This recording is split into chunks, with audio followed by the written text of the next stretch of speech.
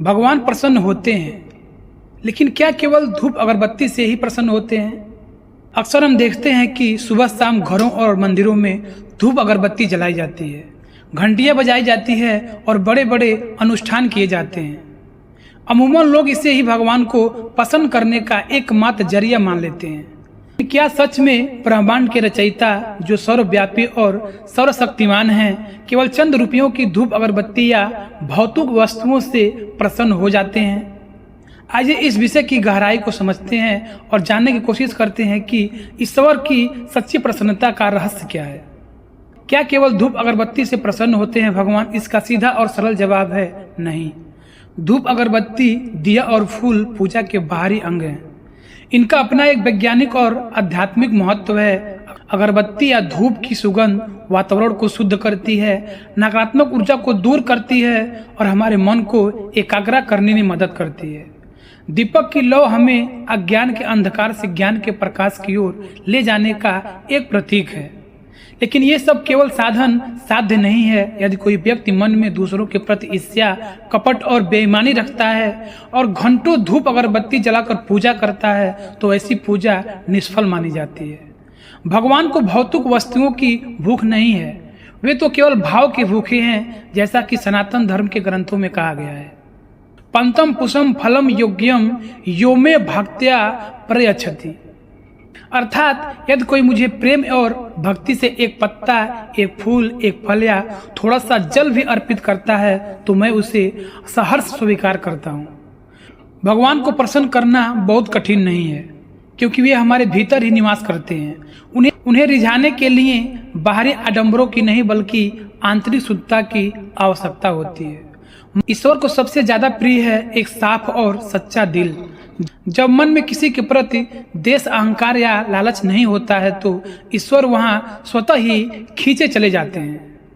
रामचरितमानस में भगवान राम स्वयं कहते हैं कि निर्मल मन जल सो मोहि पावा, मोहि कपट छल छिद्र न भावा। मुझे वही पा सकता है जिसका मन निर्मल हो। मुझे छल कपट बिल्कुल भी पसंद नहीं है। दोस्तों, कर्म ही पूजा है। गीता में भगवान कृष्ण ने कर्म योग पर सबसे ज्यादा जोर दिया है। अपने कर्तव्यों का ईमानदारी से पालन करना ही सबसे बड़ी पूंजी है। एक डॉक्टर जो ईमानदारी से मरीज का इलाज कर रहा है, एक शिक्षक जो बच्चों का भविष्य बना रहा है, या एक बेटा बेटी जो अपने माता पिता की सेवा कर रहे हैं, वे बिना धूप अगरबत्ती के भी भगवान के सबसे बड़े सेवा कर रहे हैं। दोस्तों, मानवता और जीवों पर दया करना सबसे बड़ी जरूरी है। ईश्वर कण कण में व्याप्त हैं। यदि आप किसी भूखे को भोजन कराते हैं, किसी बीमार की मदद कराते हैं या बेजुबान जानवरों पर दया करते हैं, तो भगवान आपसे तुरंत प्रसन्न होते हैं। नर सेवा ही नारायण सेवा है। किसी मनुष्य को दुख पहुंचाकर भगवान को खुश करना असंभव है। दोस्तों, अटूट विश्वास और समर्पण भी बहुत जरूरी है। भगवान केवल यह देखते हैं कि आपका उन पर कितना विश्वास है। सबरी के जूठे बैल, विदुरानी का साख और सुदामा के तंदुल, इनमें कोई व्यापत नहीं था, इनमें कोई भव्यता नहीं थी, केवल प्रेम और समर्पण था। जब आप अपने अहंकार को छोड़कर खुद को ईश्वर को सौंप देते हैं, तो वे प्रसन्न हो जाते हैं।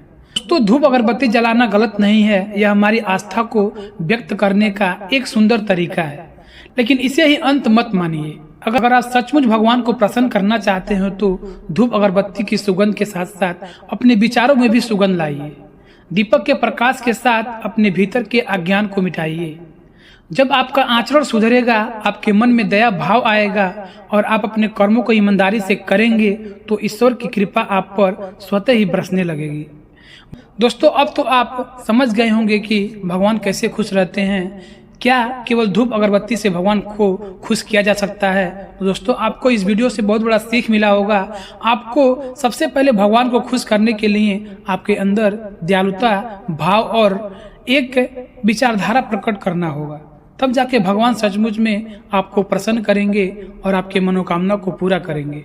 दोस्तों, अगर थोड़ा सा भी वीडियो अच्छा लगा हो तो चैनल को सब्सक्राइब करके एक लाइक कर लीजिएगा।